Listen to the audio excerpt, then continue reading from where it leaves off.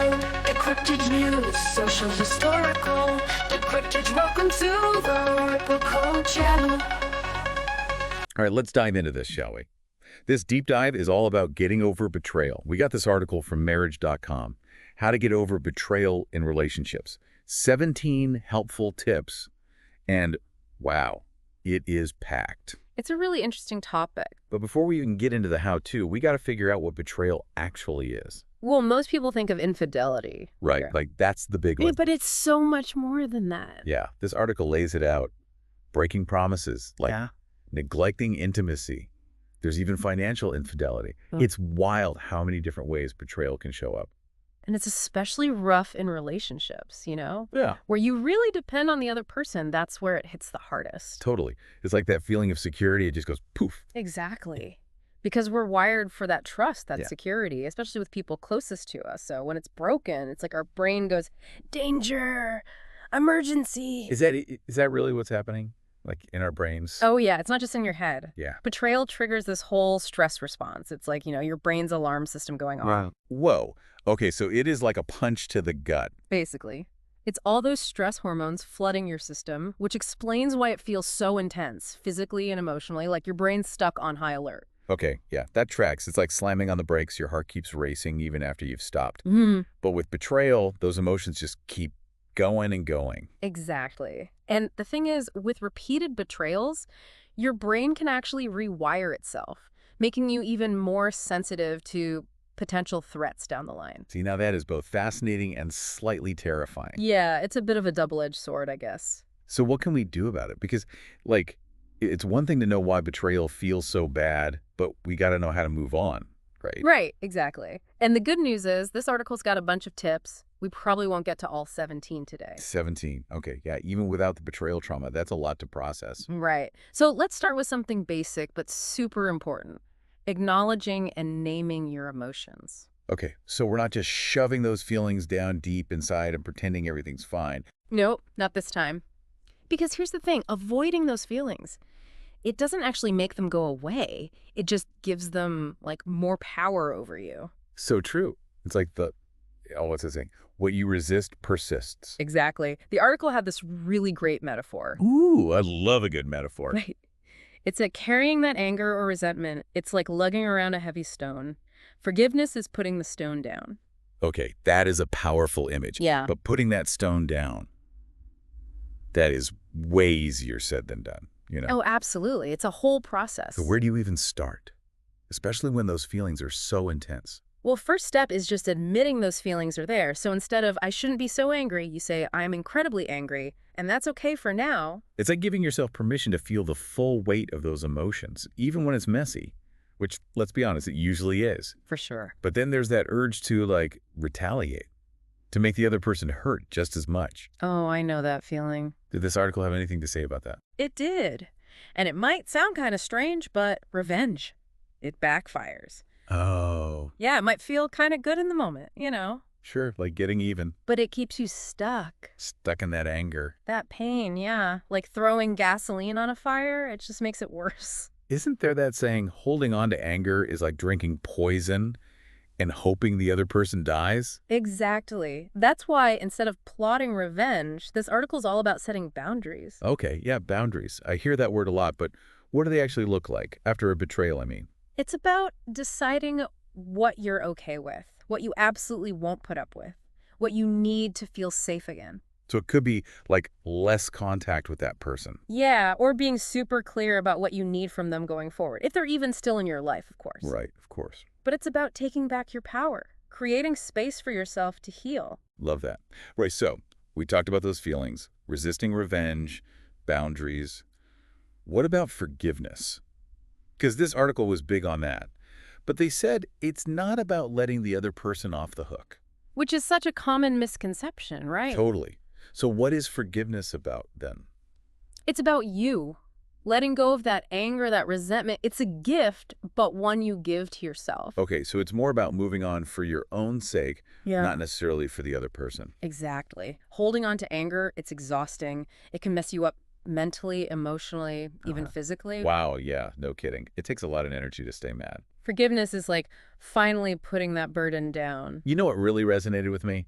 This article talked about trusting yourself again, which, duh, right? Makes sense, though, doesn't it? Totally. When someone betrays you, it's so easy to start doubting yourself. Yeah. Like, how did I miss So it? what's wrong with me? Right. Exactly. That's where self-compassion is huge. Being nice to ourselves, basically. Yeah, being as kind to yourself as you'd be to a friend in the same situation, you know? Instead of beating ourselves up, which I am so guilty of, by the way. Well, think of it this way. We're all human, right? We all make mistakes. Easier said than done. Speaking of, there was this other term, betrayal trauma. Oh, yeah, that's some serious stuff. That sounds really intense. Like, is that a real thing? It's the emotional fallout, the psychological distress. Like when someone you really trusted, deeply trusted, just throws it all away. So it is like a real form of trauma. It really is. And it can have a lasting impact on your well-being, just like any other trauma. Like we were talking about before, how betrayal triggers your brain's, like, alarm system. Exactly. And if that alarm keeps going off again and again, it makes sense. It'd be traumatic. Okay, yeah, that makes a lot of sense. And how would someone even know if they're dealing with that? Well, it looks different for everyone. It could be anxiety, trouble trusting people, low self-esteem. Some people even have physical symptoms. So if this is resonating, if someone's listening like, wait, this is me, what should they do? First of all, you're not alone. Okay. This is more common than people realize. It can feel so isolating, though. It really can. So if you're struggling, don't hesitate to reach out for help. Like therapy. Yeah, a therapist who specializes in trauma or relationships, they can help you process everything, learn how to cope. It's huge. Okay, so that's professional help. What about while you're looking for a therapist, or, I don't know, just in general? Anything we can do on our own? Tons. A lot of what we've already talked about is a great start. Acknowledging your feelings. Right, not bottling it all up. Exactly. Self-care, boundaries, all that good stuff. It all plays a part. Taking back control. Okay, so this has been a lot. Heavy stuff. It is. Betrayal is so much more complicated than I think we give it credit for sometimes. It really impacts us on so many levels. It's like an earthquake, you know? Just shakes the foundation of your world. Especially when it happens in those really close relationships. That feeling of safety, gone. And like an earthquake, those aftershocks, they can last a long time. Which is why I'm so glad this article doesn't just leave us in the rubble. It actually gives us ways to rebuild. It does. And I think the most important message is that healing is possible.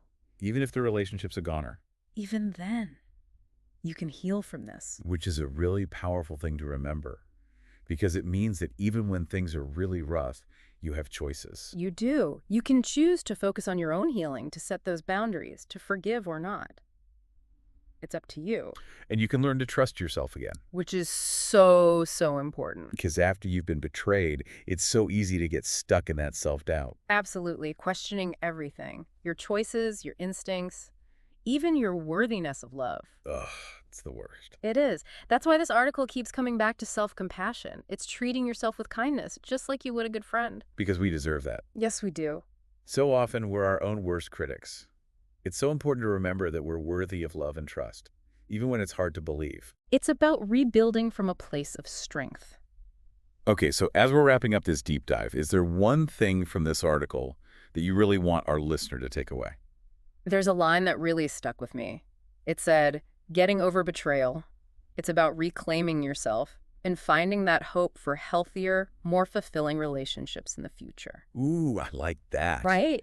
Because it's not about forgetting what happened, it's about growing from it. It is a journey. Which reminds me, there's this one part of the article that talked about giving yourself permission to grieve. Oh, absolutely. Like actually letting ourselves feel that sadness. Yes, 100%. Even though it's the last thing you want to do. Oh, it's the worst. But it's a part of healing, processing that betrayal.